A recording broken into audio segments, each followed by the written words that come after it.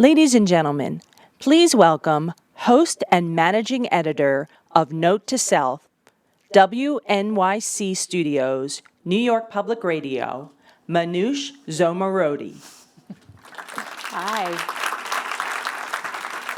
Hello, everybody. Welcome to the connectivity panel. I know that technology has been interwoven throughout the past couple days, but in this session, we are really going to tackle it head on. Before we start, though, I do want to welcome Brian Breckenridge, Executive Director of Box.org, who's going to provide an update on his commitment. Brian.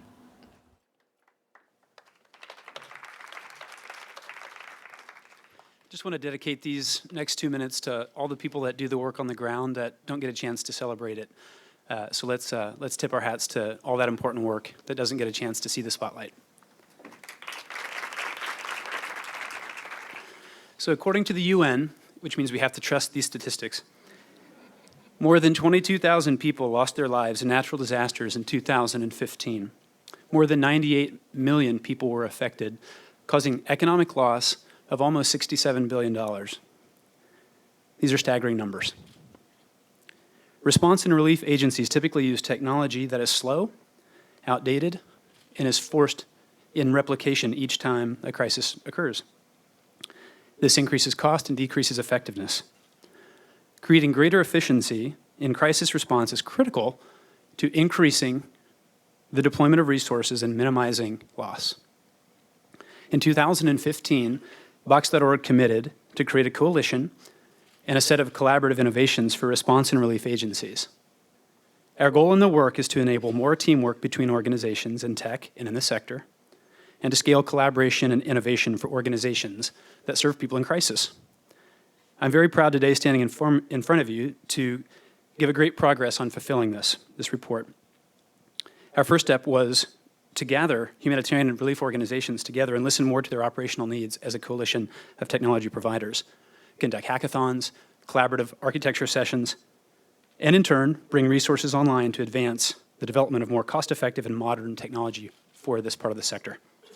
In partnership with DocuSign, Okta, Salesforce.org, Splunk, Tableau, Twilio, NetHope, Team Rubicon, Start Network, I was trying for a record there, a number of partners, by the way, as well as other nonprofits, Box.org recently launched ImpactCloud.org, a coalition and framework that provides nonprofits access to content, solutions, and support. Many other cloud tech partners and NGOs have gotten involved since September 8th when we launched Impact Cloud, and we look forward to serving other operational areas as the work progresses. In conclusion, this platform allows for improved collaboration between cloud vendors, might talk about some cloud solutions later today, and response and relief organizations, transforming the way that response and relief organizations can deploy technology. This increases speed of response, and this decreases costs. Thank you very much. Okay, so let's get started. Just to let you know a little bit about my sort of relevance here, why I am going to be running the panel. I host a podcast. How many of you listen to podcasts? Okay, that's good. How many of you, does everybody know what a podcast is my other question. I'm happy to stay after and show you how to download it on your phone. So my podcast is from New York Public Radio, WNYC. It's called Note to Self. And we call it the tech show about being human. And podcasting radio provides such an intimate, wonderful way of making innovation relatable and relevant to sometimes people who don't understand what sort of impact it is having on us every single day. So we tell stories about how it's changing how we make our livelihood, how it's changing how we meet someone that we might fall in love with, how we raise our children, and of course our health as well and opportunities. So for example, in recent episodes, we looked at how different cultures use social media to connect. Another one was about how we maintain personal privacy and individual identity in an era of data collection. So to share one of my favorite quotes, which I'm sure you've heard from the historian Melvin Kranzberg: "Technology is neither good nor bad, nor is it neutral," which I think is why it is so ripe for storytelling and why I love making my show. And from my perspective, and from what I hear from listeners, we are at this key moment where more legislators and more educators need to catch up with just how fast technology is changing our behavior on an everyday basis, because amazing things can happen. The people you are about to hear from right now are putting technological advancements to inclusive, scalable, and just plain fascinating use. And their goal is to maximize the potential of people, just like so many of you are doing here at CGI. So here's how it's going to work. They're each going to come up here. They're going to do a short presentation, and then we'll come back together for a discussion. We'll talk about the challenges and risks that are going to have to be faced as we move forward towards the future. And we want to start with Dr. Vivien Ming. She is a theoretical neuroscientist and technologist, and she's here to talk about her work as co-founder and managing partner of Socos. So please welcome her to the stage.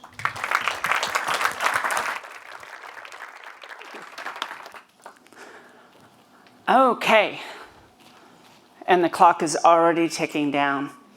So as a little introduction to myself, I'm going to start with this story. What you're seeing right now is what we might not call a deep neural network, although I developed this particular bit of machine learning back before that was a term that was in vogue, but you may have heard it recently. Want to know how Google is able to find your friends in pictures, how Facebook is able to automatically tag an image or do speech recognition? These are all about deep neural networks.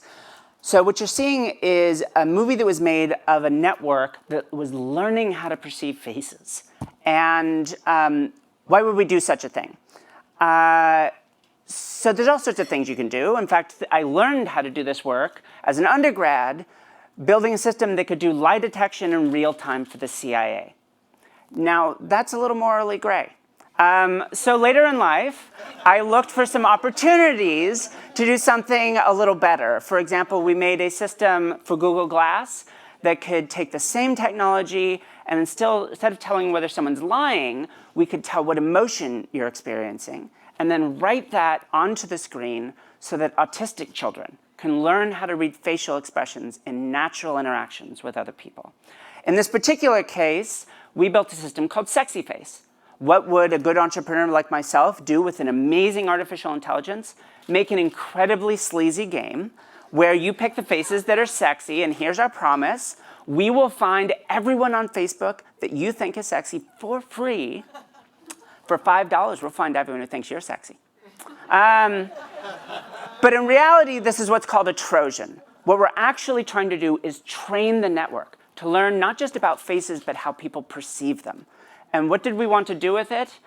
We were building a system at the invitation of Ericsson to build a system for what's called Refugees United, which is an endeavor to reunite orphan refugees with extended family members. So there are over 1 million orphan refugees in refugee camps around the world. And at the time that we did this about 10 years ago, it was simply a book with 1 million photographs. So we built this. And ideally now with an iPad, you simply see a small array of faces. You pick the ones that are more like your niece or nephew.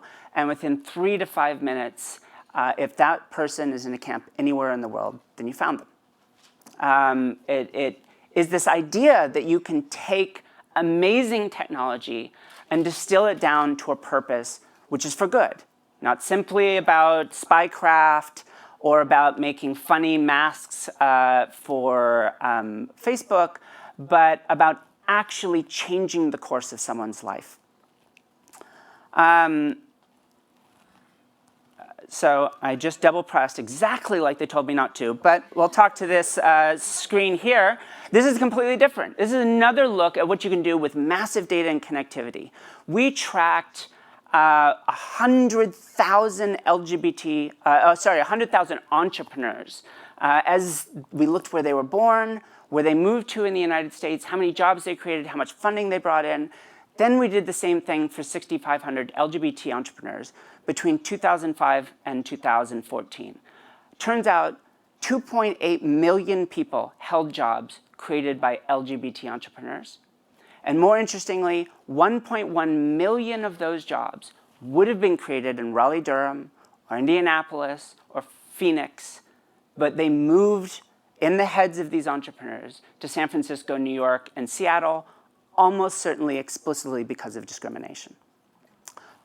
Those were their kids, and you cared more about which bathroom they were using than the fact that they were creating jobs and solving problems in the world.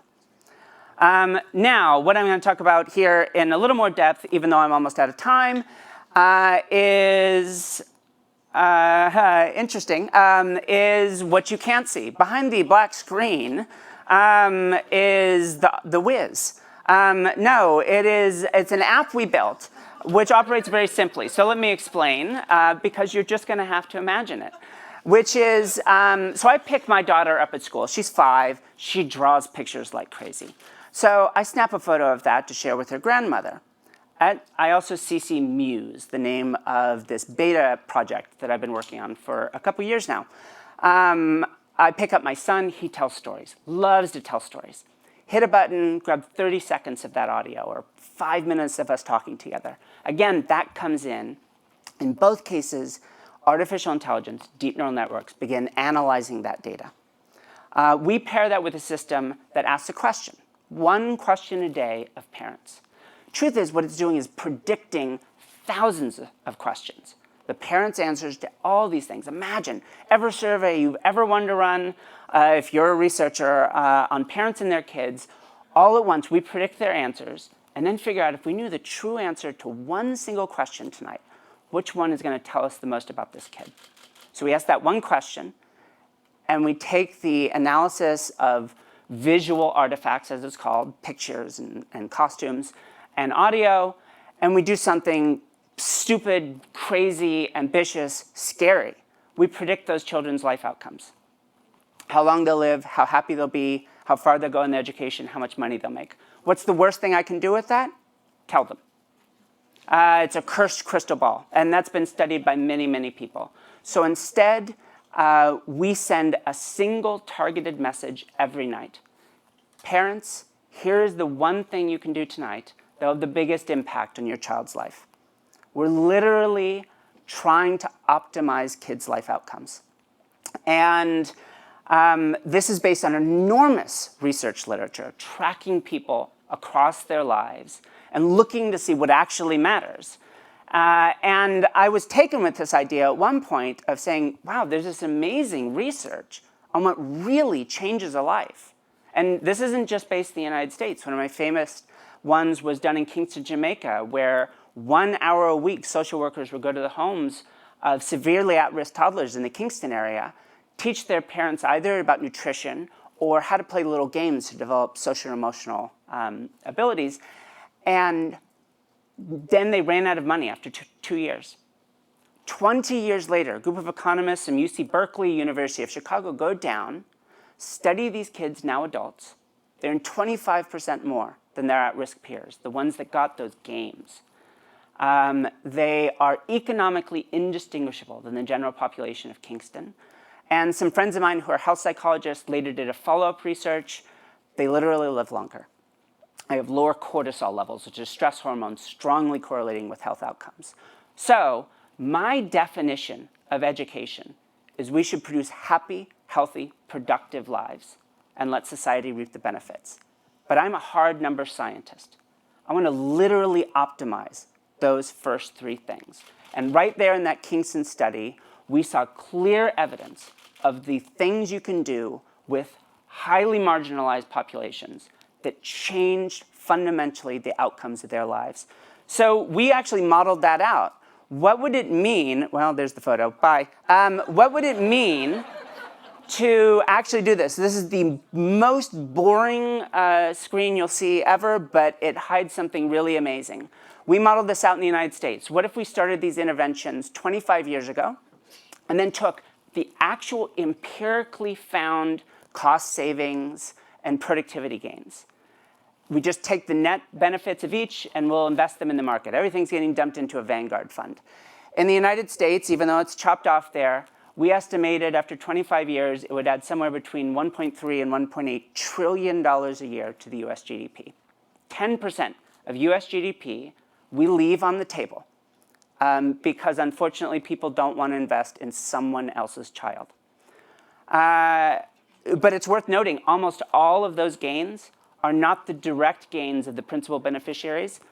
They're gains in capital markets. We all win because of this. But what's more pronounced is we are so honored to be slowly developing a project with the Mandela Foundation and Pick and Pay, possibly involving Absa Bank as well in South Africa, to distribute this technology for free, because we figured out how we could do all of this just using SMS. Everything, text us the photo, we text you the question, you text back the answer. We can deliver virtually all of it at virtually no cost. And the effect on South Africa is right there at the bottom. It's a 110% increase in GDP. And we also have an initial program that we're testing in India, and we see a 60% increase in GDP.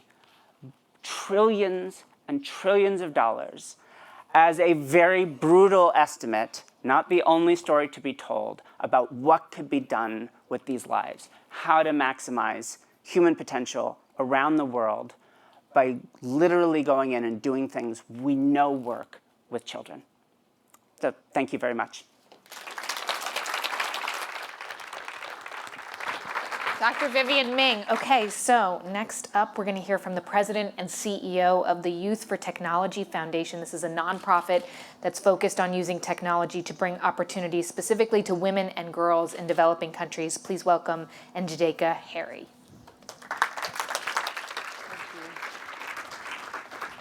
Wow, it's certainly an honor to be here, and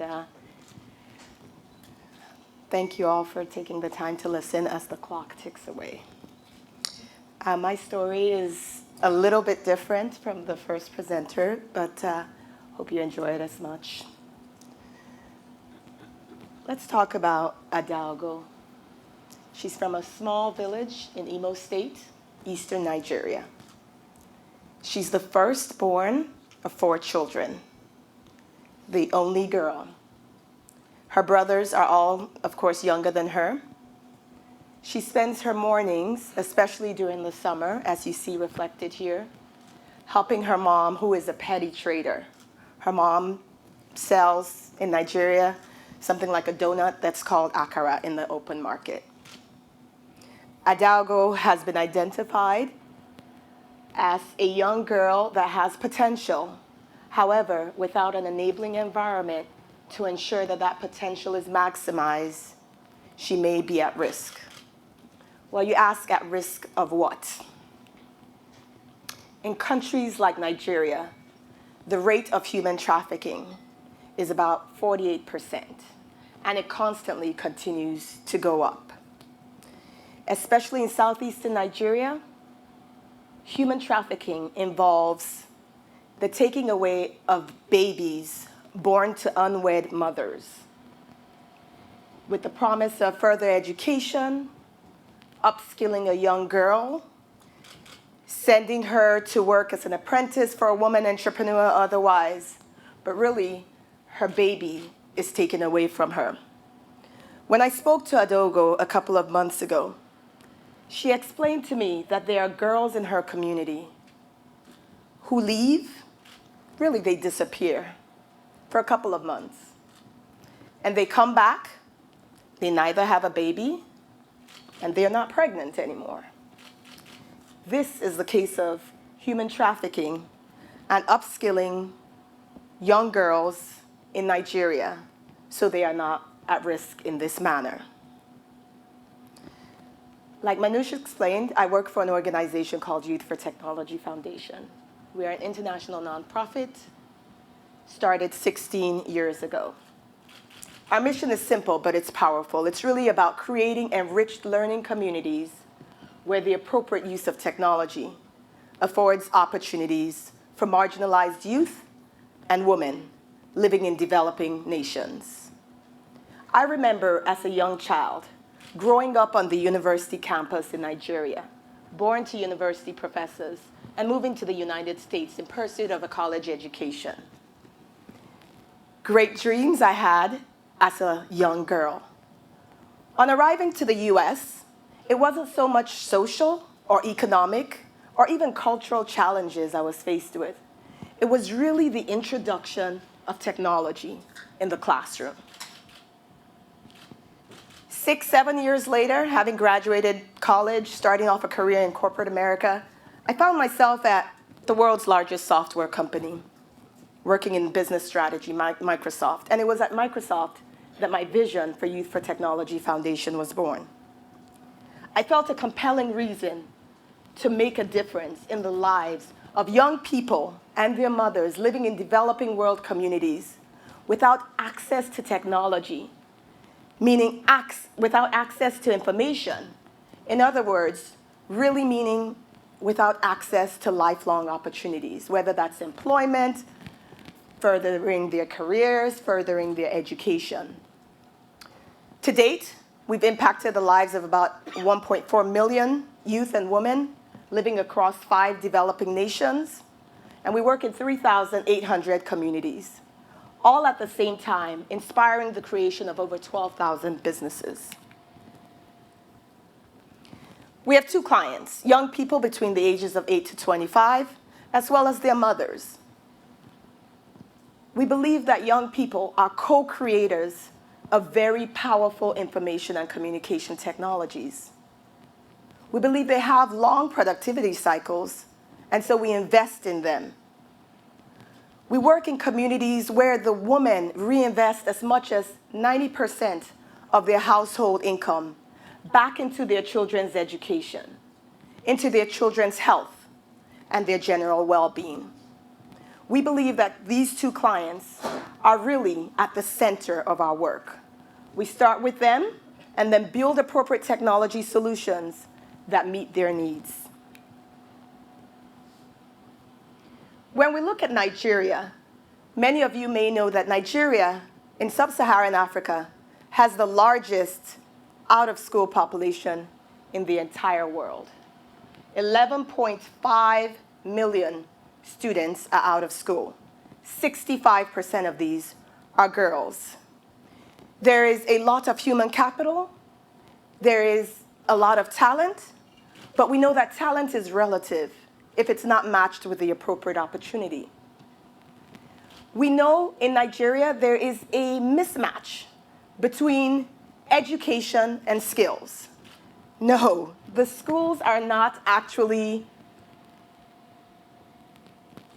backwards, really. They're really obsolete, right? And so there's this conversation that goes on between the education sector, the private sector, and the government, with young people at the center.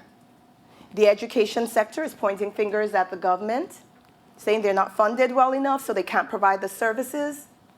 The private sector is pointing at the education system. You're not sending us students that have the right skill set to fill these positions. We have 4,000 engineers, for instance, graduating from Nigerian universities every year. Only 3 out of hundreds of them get jobs. So the percentage is extremely, extremely low. Many engineers that come to us with an educational background in engineering have either worked for logistics or worked in banking or in different companies that are not related to their work or their education. We've talked a little bit about the mismatch between the education system and the private sector. What we find is that there are fewer students actually completing technical or vocational education programs because there is a cultural stereotype that alludes to the fact that the longer you are in school, the less likely you are to find a job.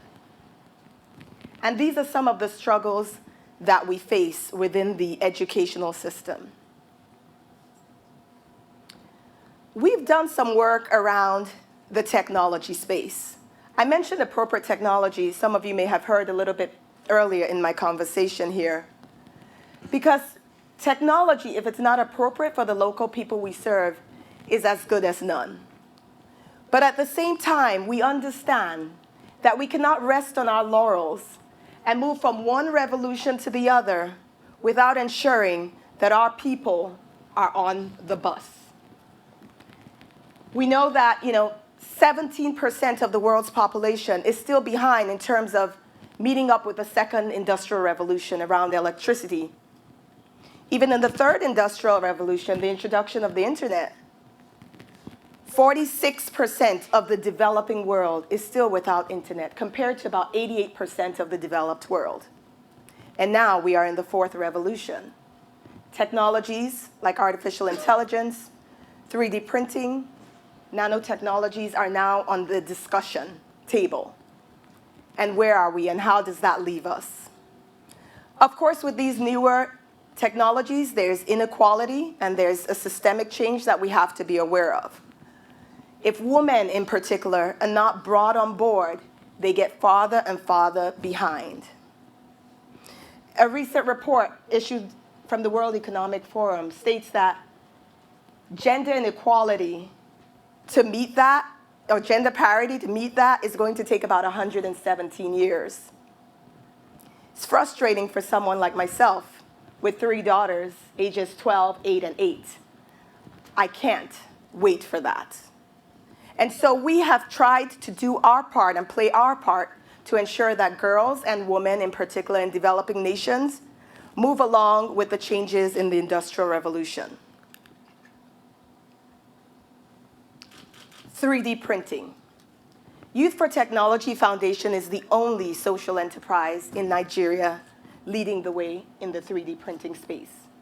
It is a space that we have seen great opportunity. In 2013, the market industry was somewhere around $3 billion and is projected to grow to about $30 billion by 2025. We believe that 3D printing technologies can transform the continent from aid to Africa to really a made to Africa mindset. We believe that it can transform manufacturing such that young people and women living even in rural areas can create mini manufacturing hubs to create additional revenue and income for themselves, their families, and their communities. We see the potential of online markets in this space and digitization, and how 3D printed products can be put on online marketplaces such as Etsy, Amazon, for instance.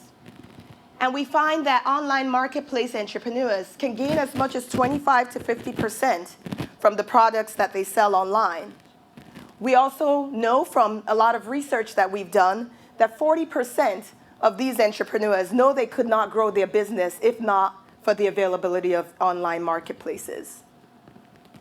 We see the nature of the on-demand economy as one that's extremely powerful in the sense that we can actually own the platform without necessarily owning the products themselves.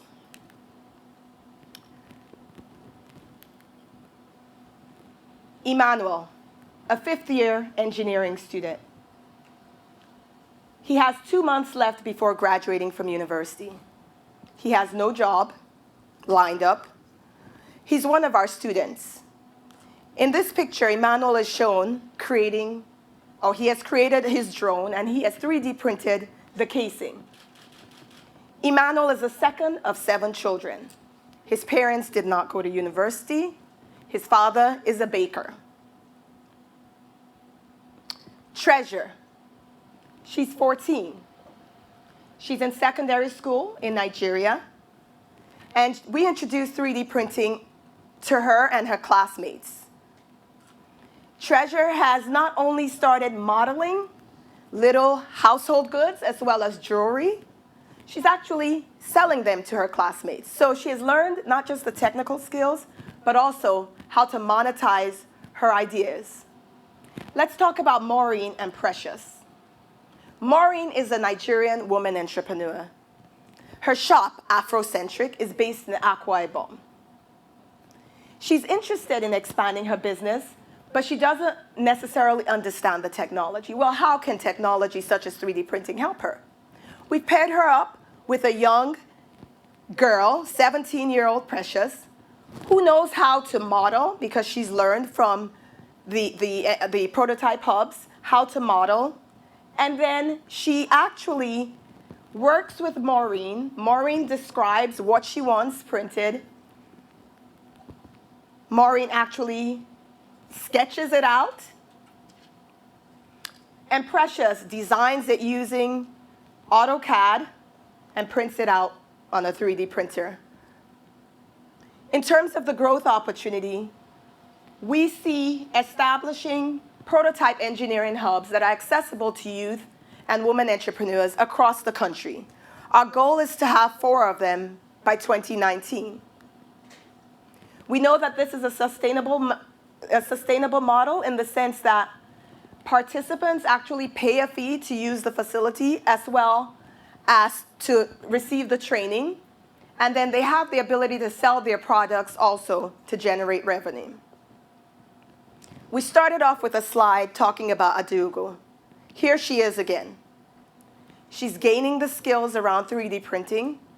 She's excited about the ability that she has to design, invent, and create the world she envisions for herself and her family. We can't do this alone. Private and public sector partnerships are key. We also know that foundation partnerships are key as well in helping us move the needle forward. And finally, we know civil society partnerships are key. Thank you.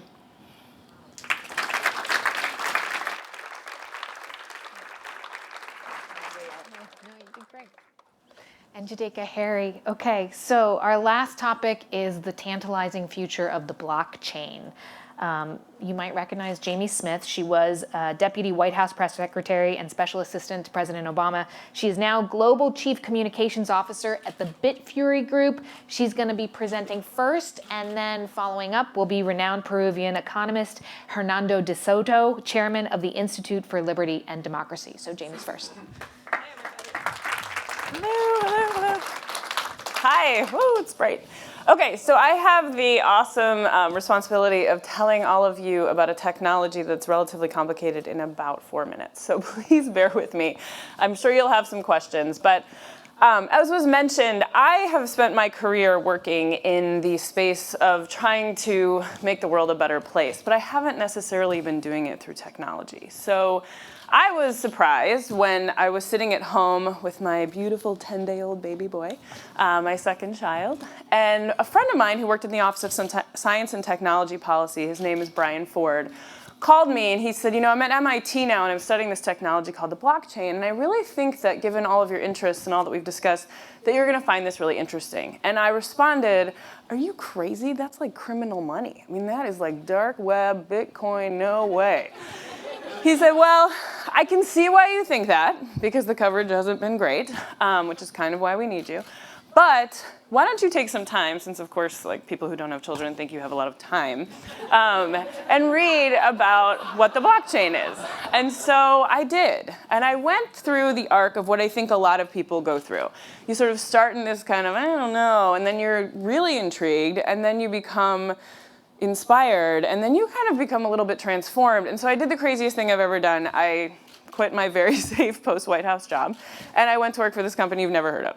So what I did, and I have never looked back, and it's been this really incredible journey of stretching my brain and allowing me to think differently about a technology that I believe is the first thing we've seen since really the advent of the internet that can actually really change the game. And so for people like you who are game changers, it's really important that you understand what it is. So what is it? At its very core, it is a system. It's sort of the missing piece of the internet, which I guess I should do this. It's the missing piece of the internet is what I kind of like to call it. It's a system that allows you and I to send each other an asset peer-to-peer through what essentially is like a common exchange marketplace without going through a trusted emissary. That's it. So if anyone tells you it's like really complicated and you don't understand it, trust me, you do understand it. It's actually brilliant in the fact that it is so simple. And so I think that I'm gonna, because I don't have a ton of time, I wanna make 4 points, and then I'm gonna transfer it over to my favorite person in the world, Hernando de Soto. So here we go. number one, here's what you need to understand about it. It's very easy. It's actually quite inexpensive to do this. It is an immutable record, and it is transparent. And so I want you to imagine this. I want you to imagine a train track. The train track between you and me is the blockchain. It's the underlying system that allows you and I to do that. The car on top of that train track is actually a Bitcoin. Now, you've heard of it as money, and it can be, but it's actually just the vehicle that allows you and I to send an asset. So right now, people are attaching money to that. Think of it as a digital token. You attach money to that digital token, and I send it to you, and you send it to me, all through the power of our phone.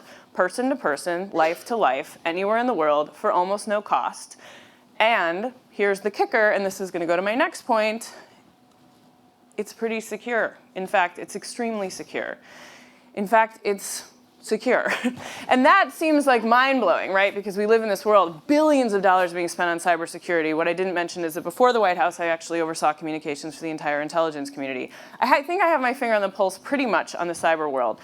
And here's the three facts on security that I want you to take away. Number one, the blockchain's actually been around. The Bitcoin public blockchain has been around for 8 years, and it's never been hacked.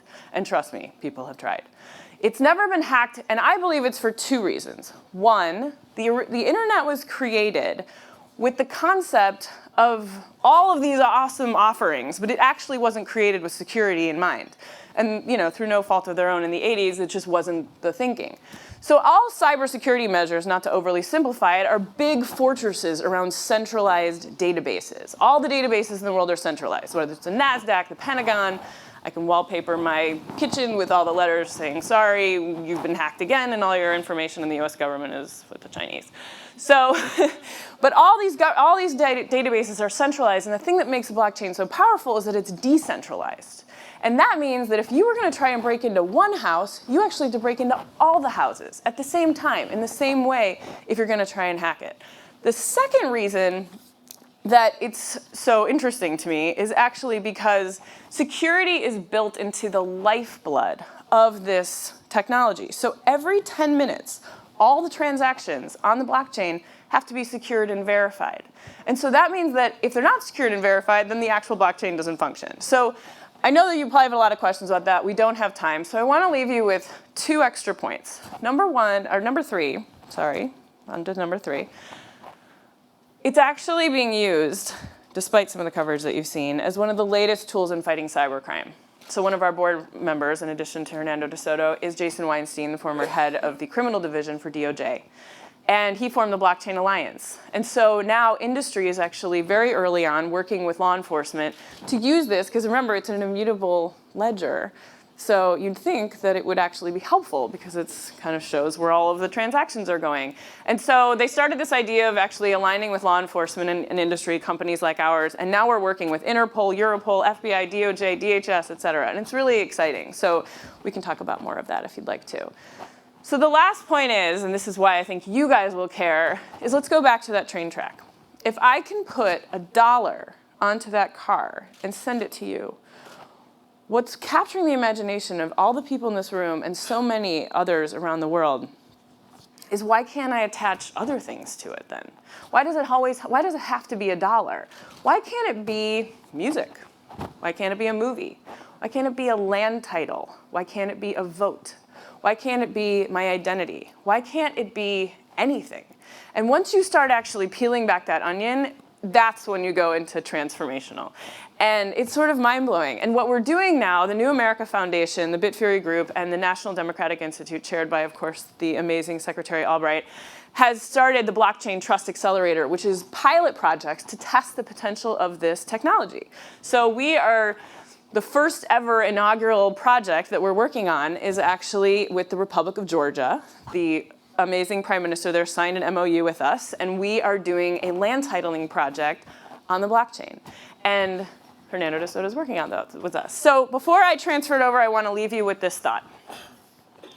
I believe, and maybe I'll be wrong and you guys come find me in a couple of years and tell me I was wrong, but I believe that in the next few years, there will be some form of global Wi-Fi. I also believe that almost everyone in the world will have access to some sort of an inexpensive phone. So now, if we have a way for you and I to send each other an asset, why wouldn't people use that if it's almost free? So if that's going to be the case, if I am right, and again, maybe I won't be, think of how many people in the world are living outside of systems and or in broken systems. I mean, nobody has challenged me on this statistic, but I'm going to go ahead and guess that 60% of the world's population lives under broken systems, or if not, completely corrupt. At the very core of it, we are all opening the newspaper every day, and we are heartbroken by some of the things that we're seeing, and we feel very helpless. But if you really think about what motivates people in this world, they want to protect their families, they want to provide for their families, and they want to make a better future. And I think that this technology, if harnessed in the right way, early on by good people like you, I think we actually have the power to try and help ensure that that actually happens. And if you can now start a business from your phone and work around the world for almost no cost, my sense is that's probably going to take off. So with that, Fernando de Soto.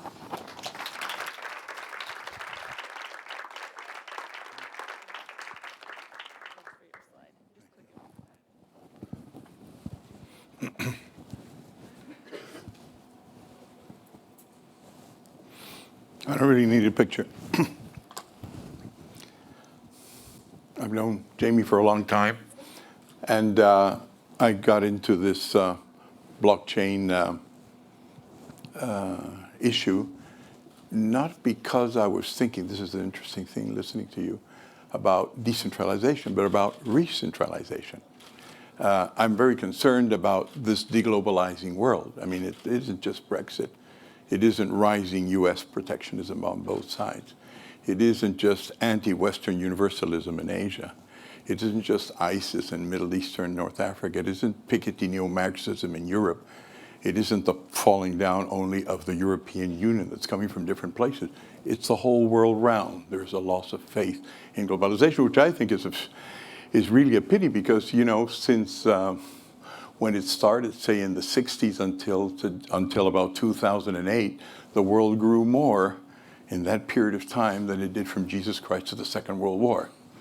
I know also that one of the ambitions of any person from a developing country, and that's 90% of the world's population, if you include the Soviet Union, which is also a developing country, it is that we know that combinations, internationally speaking, are what makes wealth. I mean, we've known that since Adam Smith, we've known that since Marx. Marx said that, it's the adding of one product to another that creates value. He called it surplus value. Who captures it? Because if you really think about it, there's nothing here that alone accounts for wealth. Everything you've got is a combination of many things. A pencil requires wood from Oregon, graphite from Sri Lanka. The three little pieces of metal that join it to the eraser are nickel, black nickel from Nigeria, our copper from Chile, our zinc from Peru. The eraser comes from Saudi Arabian oil. Think of the internet. Think of freight globalization systems. They would not be possible without globalization. So the question is, what is it? Why are people so angry at globalization all over the world? And everybody's got a different reason. And, you can blame the Mexicans, you can blame the Russians will blame you, we will blame US imperialism, they take everything, they do the addition, they take the surplus value. They actually break up property rights in three parts: the sovereign rights, the property rights, and then who has the right to actually leverage, which is how you get paper that's not a property right into the Securities Exchange Commission and actually milk it for money. And you print the money and we don't. That's why you're richer. We all have our different reasons. Now the question then is, how many people cannot combine things the way you can in the United States, or some of you can, or some of you can in Europe? And the reply to that is very simple. It's 5 billion people out of the 7 billion or 7.3 billion we are. Because to be able to combine things, you need to know who's who owns what, who actually governs the territory. In Nigeria, in the Delta, who's owning really things? It's not quite sure whether it's Nigeria. It's not sure whether it's the local authority right next to Benin. It's not clear whether it's the tribes. We don't know. We don't have that kind of information from all over the world. And the fact is that information does exist, because Western imperialism did do a good job over 200 years, and it got everybody putting out records. Wherever we have gone, from Nigeria to the Middle East, there is a record of who owns what where. Are there weapons of mass destruction? Are there no weapons of mass destruction? But they're not part of the global knowledge. And so the question is, can blockchain save globalization? So the way I see it is the following thing. How do you take this enormous diversity of ledgers, which exists around the world, that when a company goes to South America and thinks it made a deal with the Peruvian government, and then finds out that somebody from an Inca background says, no, it really belongs to us. And there's a community that's backed up by a left-wing organization in the United States that says, yes, it really belongs to them. Then the U.S. Secretary of the Treasury says, no, Peru signed an agreement with us, and nobody really knows what's going on, and the project is paralyzed. Wouldn't it have been good to actually have all that on record? That's what blockchain can do. So what we've been doing is working with Bitfury, with some of our friends in Silicon Valley, finding out how much types of records exist throughout the world. Are there standards, or is it a complete mess? There are standards. We figured that it's 21. And these 21 standards, we have been brought it down into indicators. And we can actually now know how to pick up from any part in the world. This is something we think we've gotten to just about 10 days ago. We talked about it. We can pick up any ledger in the world, and we can make it come into the system, and we can make it interesting for those who hold the ledgers to come into the system. Now, can we, by looking at the ledger, see what's missing? Well, it's very simple. I mean, ledgers would be going out and centralized, provided you could do with them what you Americans can do with them. I mean, when you get a property title over anything, a car, some land, a crop, whatever it is, you can use it in multiple ways. It doesn't only say you own it. You can use it as a pledge against an investment. You can use it as collateral against credit. You can use it as an identity. You can use it as a credential to get water, to get electricity. The whole world trusts each other, as Jamie's saying, if you are somehow or other on the records. So we've boiled it down to 21 indicators. We've boiled down the functions that a paper should have to 34, and we should be able to pick it up and with our partners in Bitfury and with our partners from all over the world actually create a central organization where all that information is, not necessarily standardized, but in a way that one can converse with the other. And we can use blockchain contracts so that even today, before the reforms take place, a US company can go to where there's blood diamonds and say, well, all these rights are missing, and we can include them inside the blockchain contract. So the world of technology all of a sudden is looking very promising for reglobalizing a world, Clinton global initiatives, when it is right now being very much deglobalized. Thank you.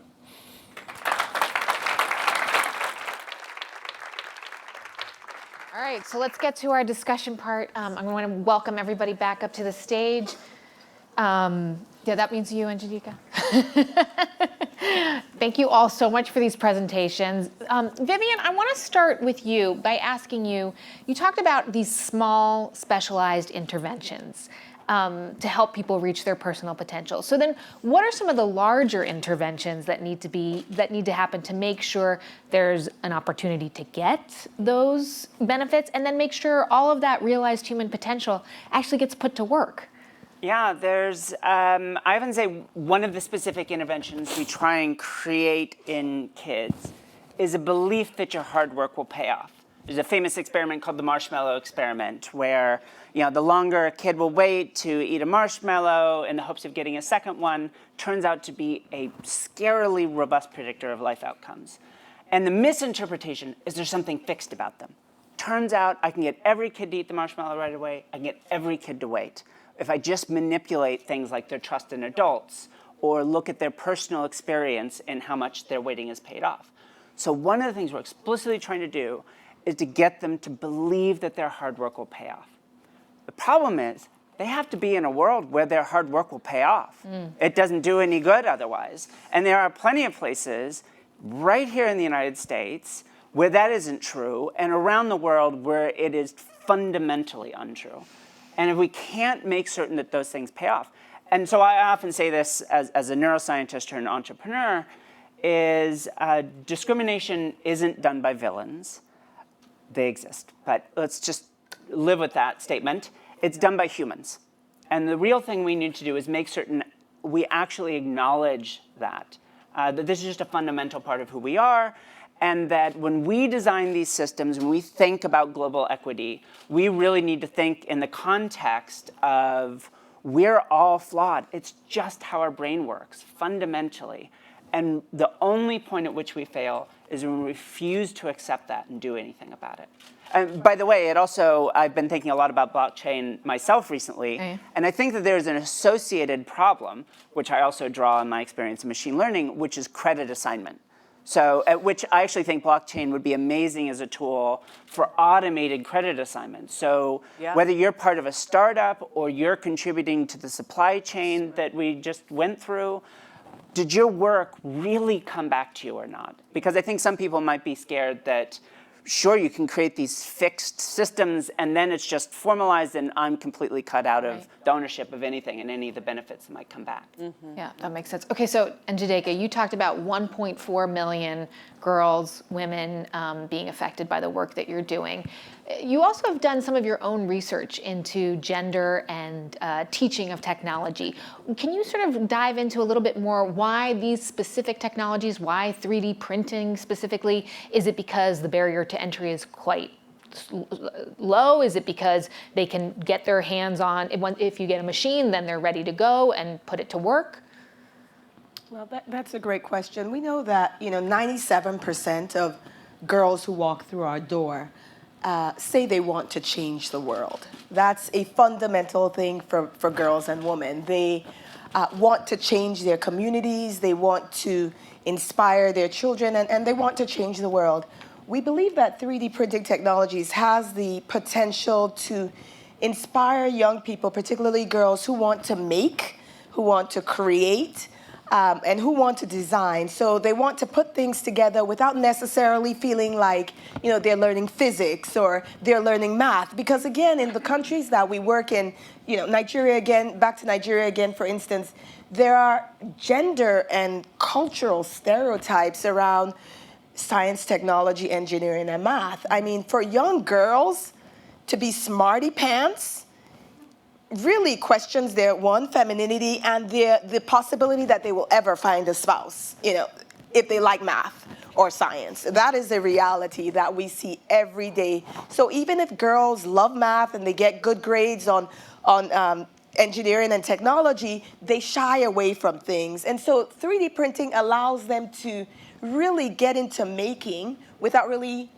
feeling that they're, smarty pants necessarily. And they have the ability to not only use those technology skills, but then also have the ability to monetize them. So that's where the entrepreneurship comes in, because we really believe in a well-rounded person, not just the hard technical skills, but also the soft skills, including creativity and, empathy, for instance, putting themselves in other people's positions and teamwork. And the ability to monetize their products is one of those soft skills as well.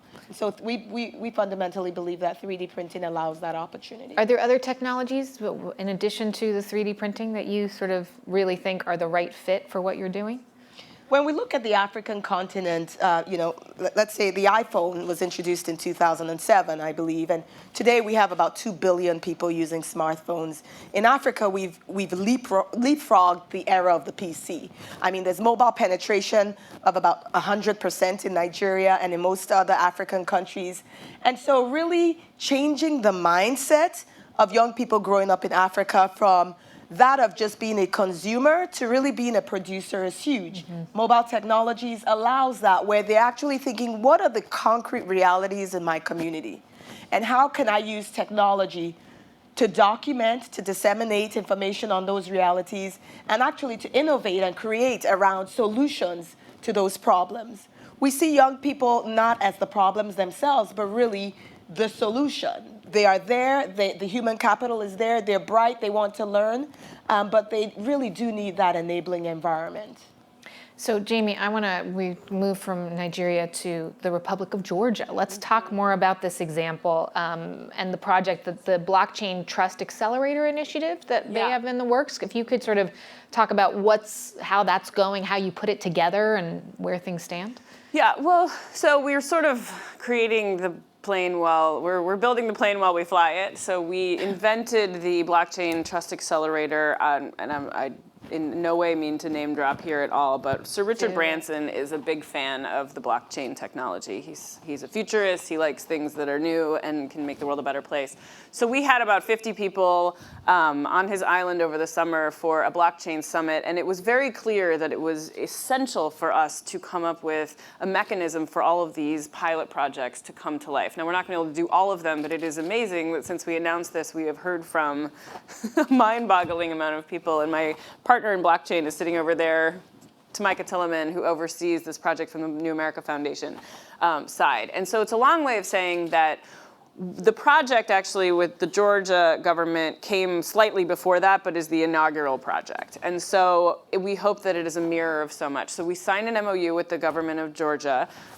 Hernando de Soto was there, signed it with him, so maybe you even want to talk about this more. But essentially, I know, again, what I want to caution is that people are going to try and make this more complicated than it is, and it's actually very simple. And it's important to note that the World Bank ranks the Republic of Georgia #3 in the world for land titles. So that is why you don't want to put bad information on the blockchain. You want to start in countries that are innovative, forward-looking, and want to set the next trends. And we can talk about Estonia and all that as well.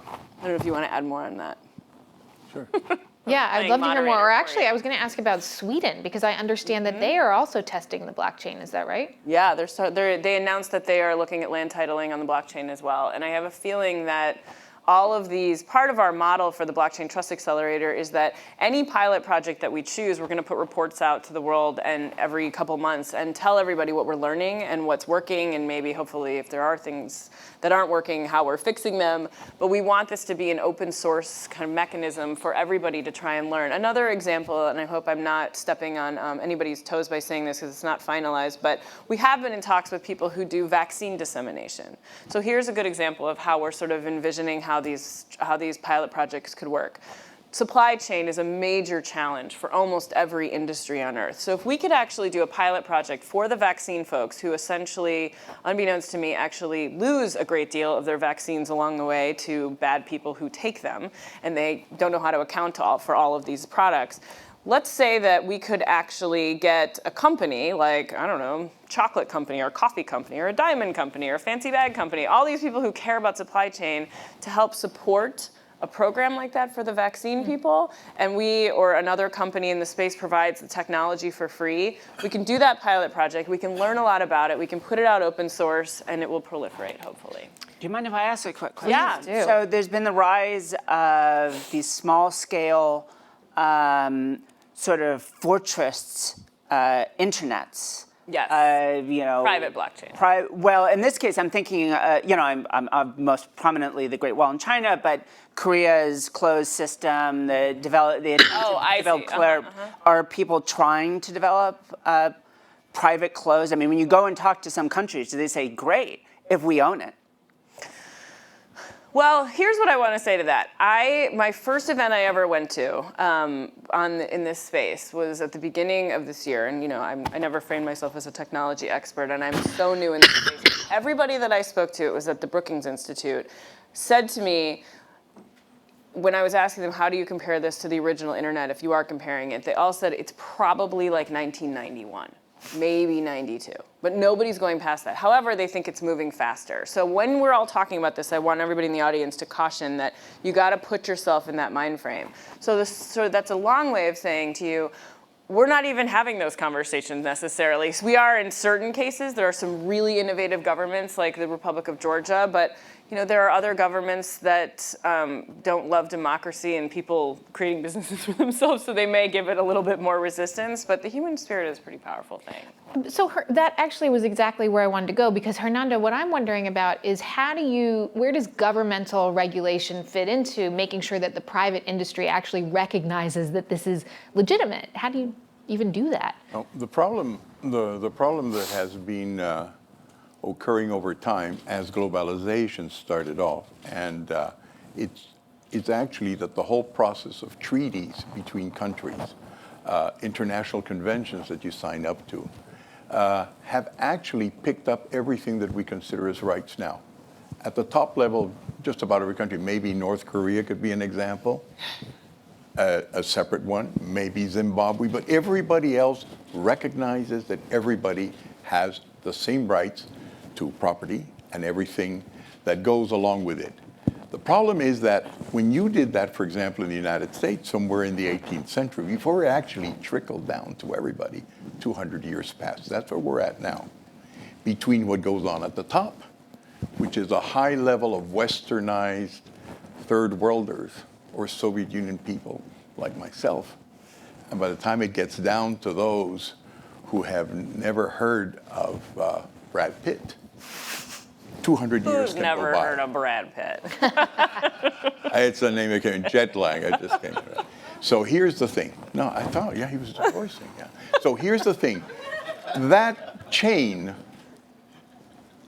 lacks links. That's where blockchain comes in. The question is, before the law trickles down, we already know the Industrial Revolution, there's going to be a lot of Oliver Twists. There's going to be a lot of Jean Valjeans. There's going to be a lot of unhappy people. Europe will split in two, and you're going to go to war. So the question is there anything in technology, in blockchain, that can break that information down into things that you were talking about? All these people in Nigeria that may not know everything they've got to know, but they can handle a smartphone with a few simple principles. So the question is the new legal language blockchain?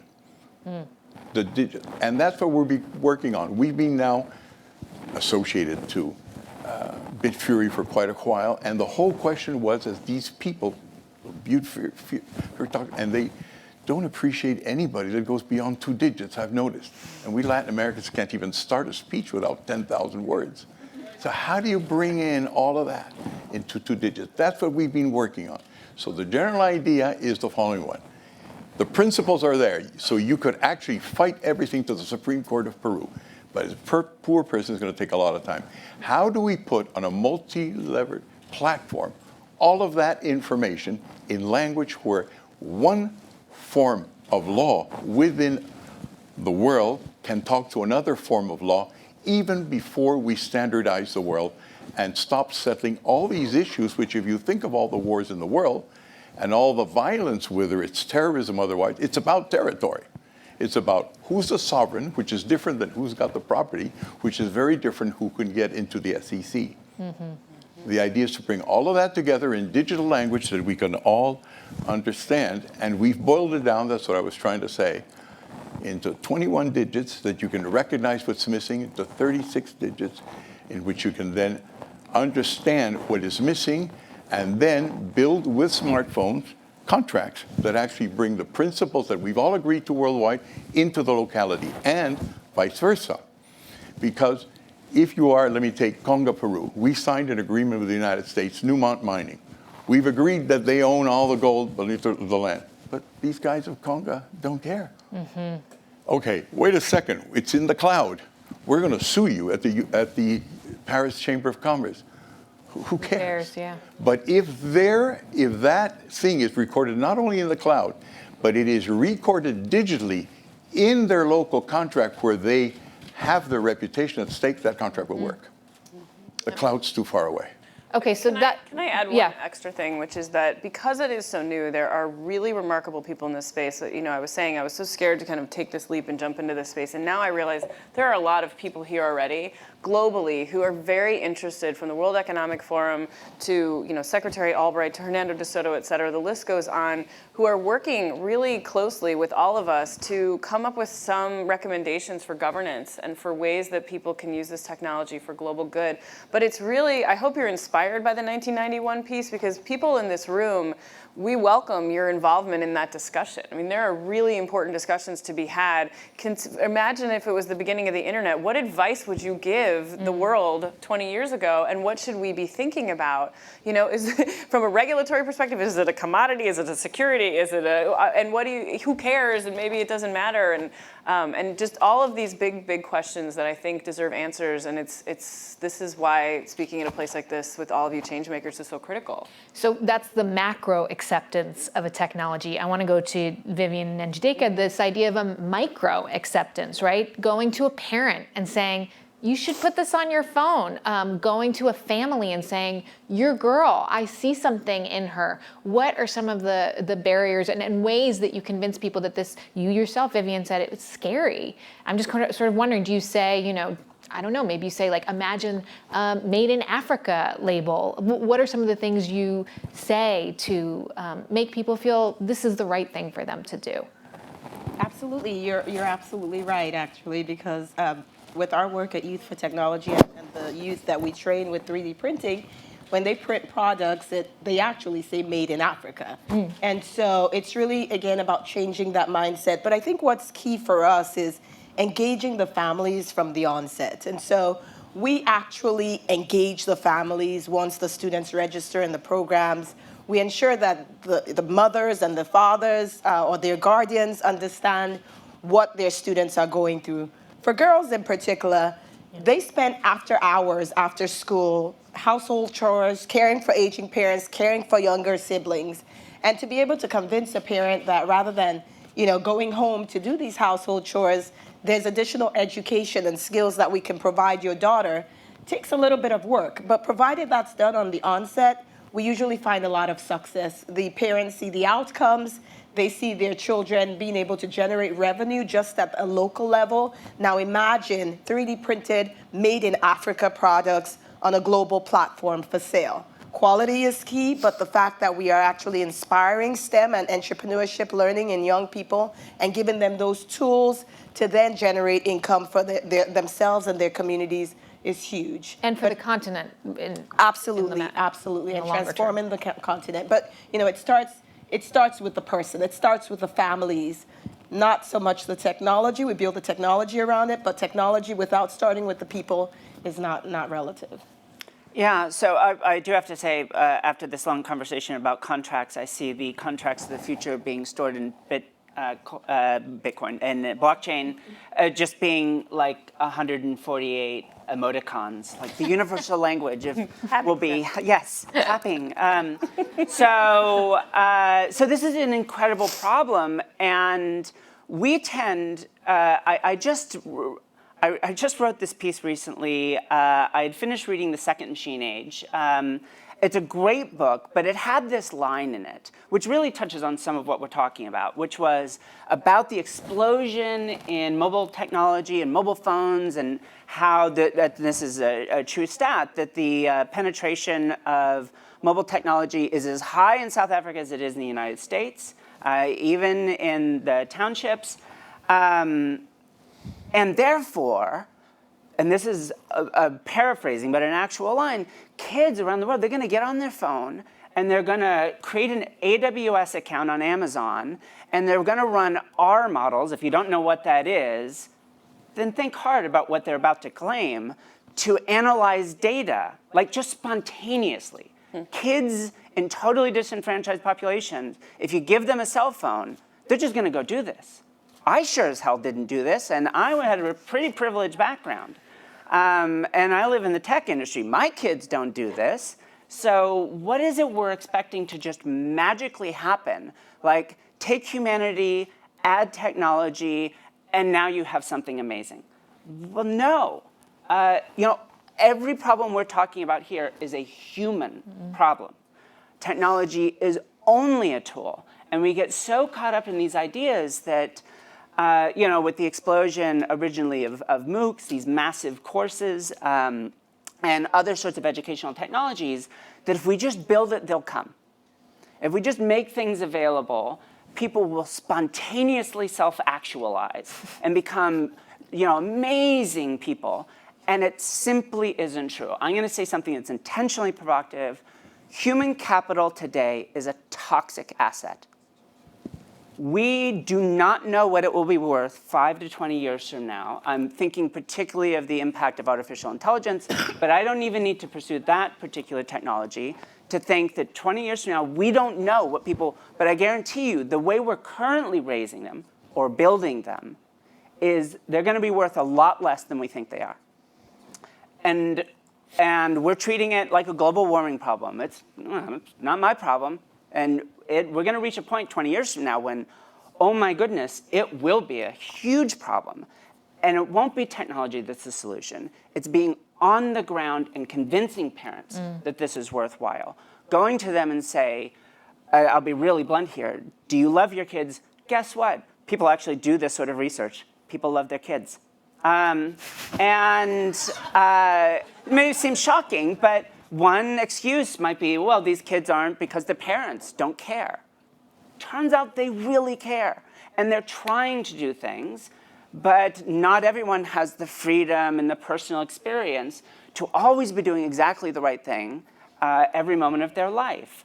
I don't, and I'm as actualized as you get in some respects.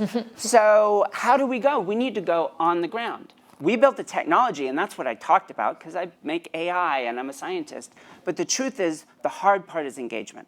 Hard part is always engagement. You love your child. Here are the things that will predict the things you can do that will drive how long they live, how happy they are, how productive they'll be. I use GDP. I don't care. They're artists. They're community activists. Anything. It's just a nice stand-in for that. So for us, it involves finding people to pair with on the ground, wherever we're talking about anywhere in the world, because it is simply not enough to assume connectivity will solve the problem. So we've got about 10 minutes left, and I want to just ask you to sort of, let's go to a utopian place where what you desire actually happens. Like, what does that even look like? I'd love to know. Should we just go down the line? Oh my goodness. Well, the other part of this little piece I was writing is there's going to be one job description in the future, and that job description is adaptive, creative problem solver. Every job will be that. If you're doing the same job next week that you were doing this week, some person like me is going to come along and think, I bet I could automate that, and it will go faster. In fact, coolest thing, my son was diagnosed with diabetes. I hacked all of his devices, broke several federal laws, and created an AI that monitored it and sent me updates, predictive updates of whether his blood glucose levels would go high or low. Super cool. I did this 5 years ago, and I just met some researchers I won't disclose because it might be still secret, but they've extended that with deep neural networks. It might not be long before that artificial pancreas is better than a biological one. And so to me, it's this world of, where we're taking people and we're making them these sort of adaptive and creative individuals. It won't magically happen, but that's the great difference between this and the climate change debate is there is a huge upside to acting. We're not just deferring a problem, we're making a much better world. I love this question because it's totally how my brain works. It's completely my jam to think of the world the way I wish the world was.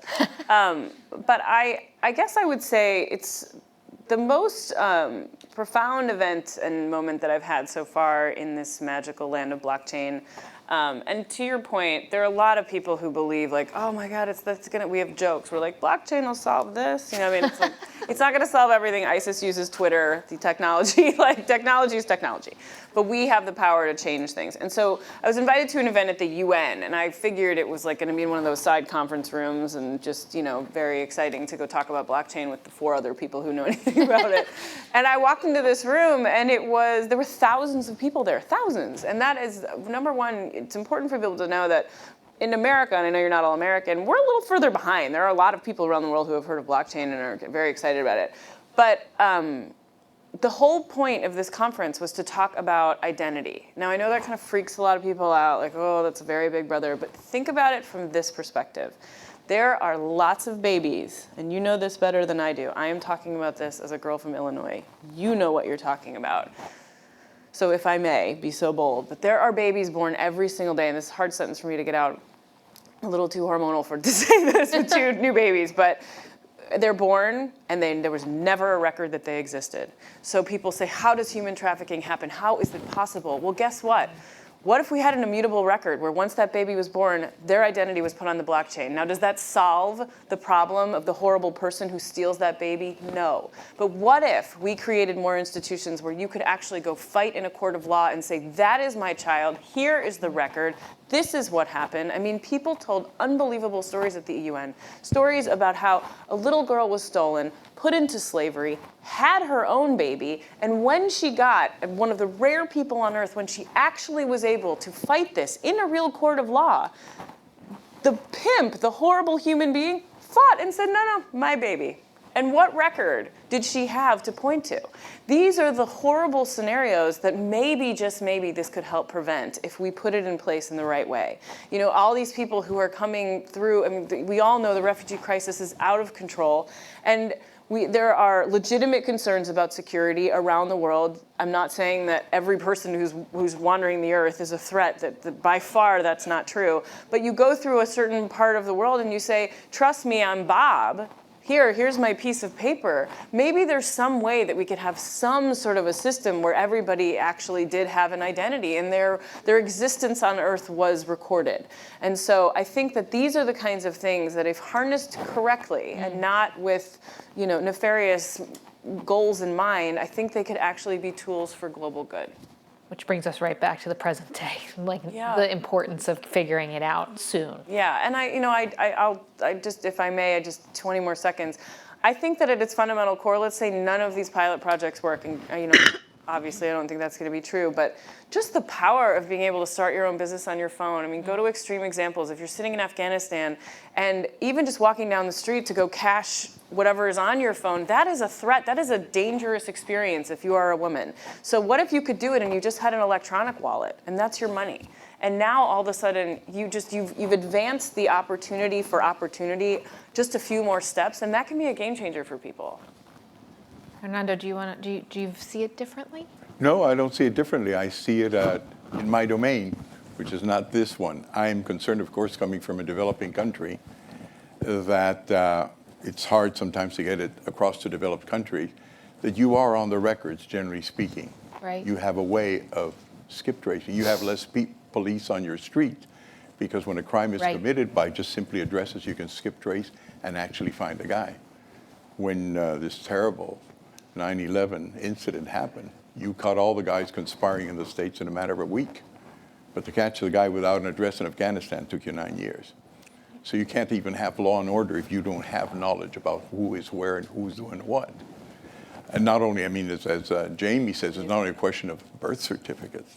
Even democracy doesn't work without birth certificates, even less without death certificates. In Latin America, 40% of the people who can vote at one time already died, but we don't have death certificates. Oh. So what you know is what you remember. And that's where this technology comes into place, because it can get developing countries to know what their resources are, to trust each other, and to trust each other globally. We are now seeing the breakdown of the system globally. It is quite clear it is breaking down globally. All countries are going to some form of protectionism, and one doesn't see it unless you get to be as old as I am, but I do remember when I studied in school, economics, we did courses in law in Europe, and we always had 2 volumes, which is trade in times of peace and trade in times of war. Human rights in times of peace, then in time of war. We don't do that anymore.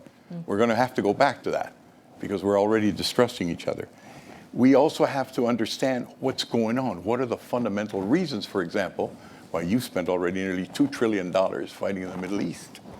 At the time of the Arab Spring, one fellow lit up, called Bouazizi, I know because I just wrote a book on this. We had 120 investigators. He blew up because everybody said he was unhappy. It started, 4 governments fell in a matter of 2 months. But he wasn't the only one to commit suicide. There were 63 others that we tagged and we documented. And none of them had one religious cry, one political cry. They all talked about expropriation. They talked about the more powerful taking things away from them. So until you get things on record, you have to understand that the way the world was before It was Prince John, and it was Robin Hood. That's the way the world was before the Industrial Revolution. You gradually got it into place. Billy the Kid, the gold rush, half of North America coming in from Mexico. All of that happened. And we could be going back to that. So records are very important. They bring nations together, and now as we move into a global world, when we start off in the Second World War, there were, 60 nations? Now we're 210. Information is crucial just to keep the whole thing together and not to go back to the 2 volumes in War and in Peace, which I had to study from ages ago. Great. It's amazing. I mean, I would just say, with all the discussion, of course, I've said before, it's important to keep people at the center of the discussions and then create solutions around what their concrete realities are. When we look at where we are in the technology revolution, the technologies they're not slowing down. We're just getting more and more of the technologies and moving from one revolution to the other. I mean, you can take the Spinel, for instance. It took 120 years just to get out of Europe. But the internet has taken, less than 10 years to be globally widespread. So the technologies are coming up, and just keep making sure that we are educating the younger generation. I think it really, really starts with education, and I think that's extremely critical because technology can be used for good or not so good, as we all know. 3D printing, when I talk about 3D printing to some people that this is all new, they go to Google, do a quick search, and they come back with a picture of the 3D printed gun. Yes, we know you could 3D print a gun. We know that. But at the same time, there's a lot of good also that can come out of the technology. And so really being able to start with education and ensuring that the young people and their families understand what this technology can do for themselves and their communities, that's huge. I know when we started our work over a decade ago, the young people told us that their mothers could use the services that we provide. So their mothers were entrepreneurs, they had businesses, they could use some of the services that we provided, such as technology integration in their business, mobile banking services. And so we began to then develop programs for the women, the backbones of the communities, the mothers of the youth that we served, based on what the young people told us. So I think, just really ensuring that the education is a part of the technology dissemination and conversion is critical in ensuring that this is more widespread and has the potential to change the world for good. All right, well, we have to leave it there. I love these themes of inclusivity and making sure that we build humanity into the innovation, into the technology. I found this incredibly inspiring. I hope you did too. I want to thank Angelica Harry, Hernando de Soto, Jamie Smith, and Vivien Ming. Again, I'm Manoush Samarodi. I hope you'll join me at Note to Self. It's the podcast from WNYC where we talk about a lot of this stuff and have a great time. And I can't wait to have these people on my show, which is the best, sorry, you guys just did an audition, but you all standing invite. So, again, thank you so much for being here, the Connectivity panel. I hope you found it as worthwhile as I did. Let's give them a round of applause, shall we?